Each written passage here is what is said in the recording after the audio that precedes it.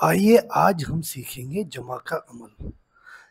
इस तस्वीर में दादी माँ बैठी है और संदीप उनके पास आया है। दादी माँ ने संदीप से कहा कि मुझे कुछ सेब जमा करके दो। संदीप ने टोकरी ली और सेब जमा करने लगा।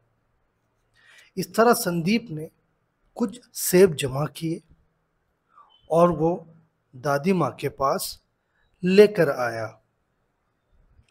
अब हम देखते हैं कि संदीप ने कुल कितने सेब जमा किए। दादी माँ ने संदीप से सेब लिए और अपनी टोकरी में डाल लिए। चलिए गिनते हैं, 1, 2, 3। कितने सेब हुए?